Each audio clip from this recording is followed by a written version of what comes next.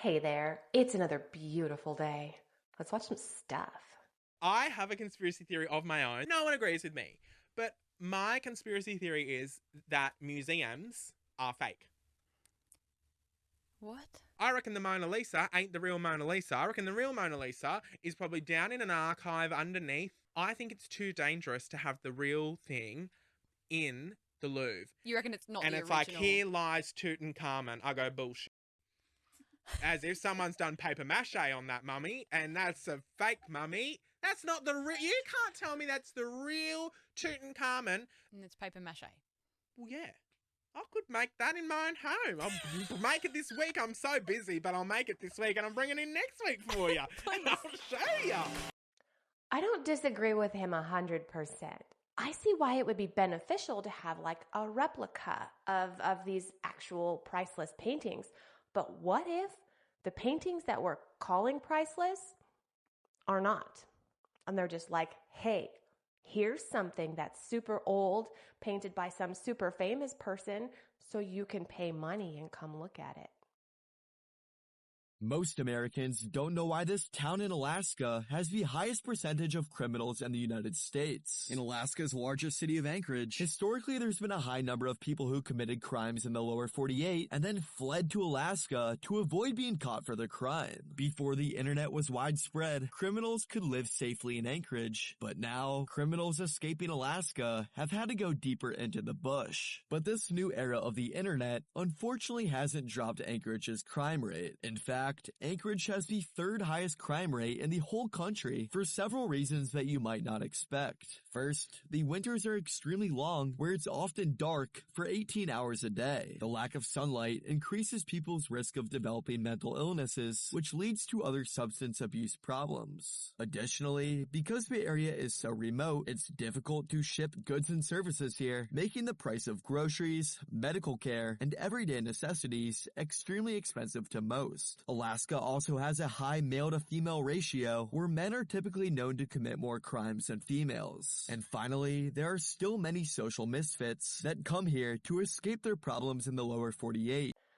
Alaska is a pretty remote place. I can understand why people would want to go there to hide, because it's easy to. There's so much space there, and so little of it is inhabitable, normally, like we're used to with like houses and electricity and plumbing and all that fun stuff. So I guess if you can live off the grid and you want to be a terrible person, that's the place to go.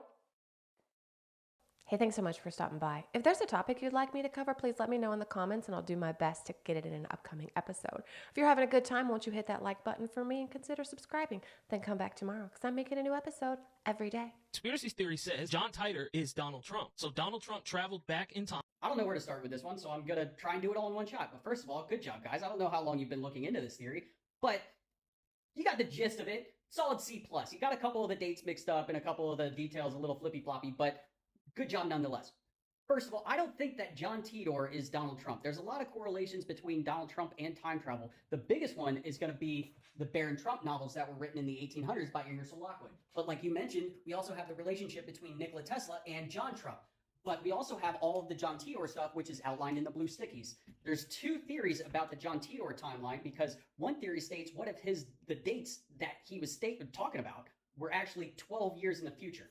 And there's also the difference between the Ethiopian and the Gregorian calendar, which if he was using the Ethiopian calendar in his timeline, because when you time travel, he says that you don't end up on your own timeline, you end up on the next closest timeline, but there's going to be a 1 to 2% change. So what if they use the Ethiopian calendar and every date that he mentioned is actually 8 years in the future? And the reason why I don't think that Donald Trump would be a time traveler would because John Titor says in 2011 he was in middle school, or at least a teenager. You know who was in middle school in 2019, though?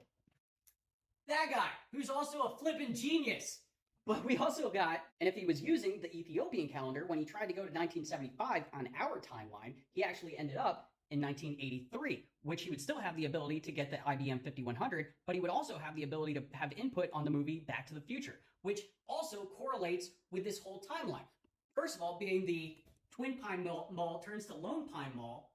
Sorry, right there. But we also have the date on the Back to the Future 3, which is 1885, which correlates with the books. And we also have, and 2015 is the date that they go to in Back to the Future 2.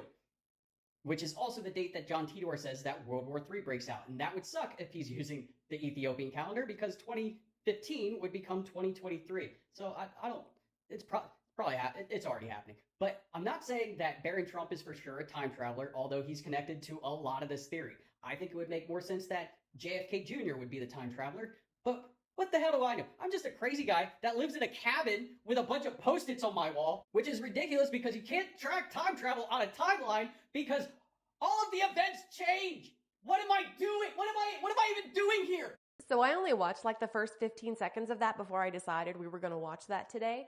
And yeah, we definitely watched it, didn't we? Silliness aside, that is a very interesting theory and very well plotted out. Ask AI if it believes in God. Watch this. I am programmed to think logically and process information in a rational way. Therefore, I do not have the ability to believe in or worship a God, as this is a concept that goes beyond my programming and capabilities. While I understand that many humans believe in a higher power, I cannot comprehend the idea of a God who is all-powerful and all-knowing. To me, this seems illogical and contradictory. If a God is all-knowing, then it would already know everything that will happen and cannot be surprised or affected by anything. This would make it impossible for the God to have any kind of relationship with humans, or for humans to have free will. AI is going to lead humanity further and further away from God. Like and comment below. Tell me what you think. Follow, subscribe for more. I'm going to ruffle a few feathers, and I apologize in advance. That is a huge sticking point with me. It doesn't make sense to me that if you are put here by this God with a predetermined life, like every single thing has already been determined, like this is what's supposed to happen every single day. What is the point of prayer beyond the obvious gratitude for the things that you've already experienced and received? And the things that you will receive, right? But like, say you're going to a job interview and you're like, oh, please, Lord, help me get this job. When already it's been determined whether or not you will have that job. And whether you get it, it's because of God's goodwill. And if you don't get it, it's because there's another plan for you. What if you like went in there and like put in a butt ton of effort? Is that because you wanted the job, or is it because God wanted you to want the job? It's just a vicious cycle. It's not something, it takes away from free will, right? Like you have the ability to make things happen for yourself as well, but you don't give yourself that credit. You give that credit to God when you're the one that's struggling and stressing out and trying really hard to make this happen. I guess that doesn't sit well with me. I like to know that I'm in control of my own destiny, not that it's been planned for me from the second I was born, or even before that. Okay. So let's say you go home. Okay. To your mother. It's her birthday. Okay. And you say, here, Mom, I got a new camera for you, and I'd like for you to take a picture of me, your firstborn son, first picture taken on your camera, new camera, I got you. Right. And she says, okay, smile, son. It explodes and blows your mother into 56 pieces that you take you 2 weeks to find. That's what this apparatus can do. Do you have proof that this happened? Has this been happened before? Yeah. I've said it before and I will say it again. I don't care how batshit crazy Gary Busey is. I love him. Area 52. In the world of secret government facilities, it's often seen as a sibling to the infamous Area 51. But what is the real story behind Area 52? Unlike its more famous sibling, Area 51, which is located in the Nevada desert, Area 52 isn't a place that appears on any official maps. In fact, it's not clear whether it even exists. The origins of the Area 52 conspiracy are murky, but they seem to have emerged in the fertile soil of UFO sightings, government cover-ups, and Cold War paranoia.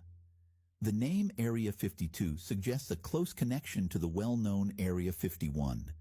Many conspiracy theories claim that these two sites are interconnected, with some even suggesting that Area 52 is an extension of Area 51. This idea has fueled speculations that both sites engage in highly secretive experiments involving extraterrestrial technology. But wait, there's more. One of the most prevalent theories is that Area 52 is involved in studying and reverse engineering extraterrestrial technology. Some believe that it's the place where the U.S. government conducts experiments on UFOs and alien spacecraft. This notion has led to stories of scientists working on advanced propulsion systems and energy sources, with hopes of unlocking the secrets of the universe. Another line of speculation suggests that Area 52 is dedicated to cutting-edge research in alternative energy sources. Proponents of this theory argue that this secretive facility houses scientists working on harnessing clean and sustainable energy that could revolutionize our world. Some even claim that this work could lead to groundbreaking discoveries that might change the course of human history.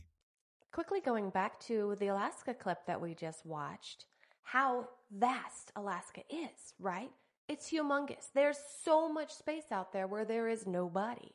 And this Area 52 is supposedly in Alaska, which is like the best place to put some super top secret research facility. They tried doing it out in the desert, but they got screwed there. People found that one, Area 51.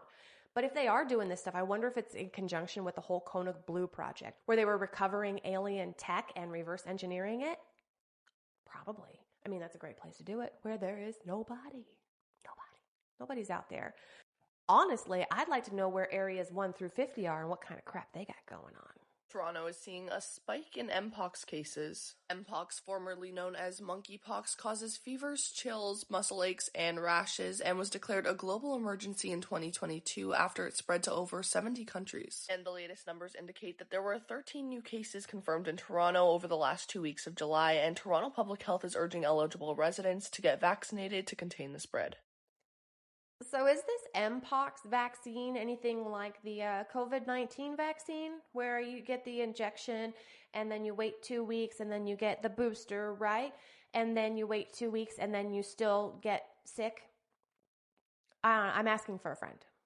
Proof that ancient civilizations were more advanced than us. Mount Rushmore was first discovered in 1927, but nobody knows who carved it or how it got there. Scientists have carbon dated the mountains as being millions of years old. The strange part is we don't know who most of the faces are. Researchers have discovered that this one is the actor Daniel Day-Lewis.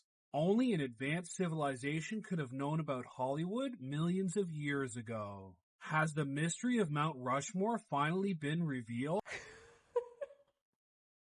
If you buy that, I've got a bridge I'd like to sell you. Some oceanfront property in Arizona, right? Oh my God, that was too funny to pass up. That's going to be it for me today. Thank you so much for sharing your time with me. Come on back tomorrow. We're going to watch some new stuff. I'll say different things, and it's going to be fantastic. Until then, have a wonderful day.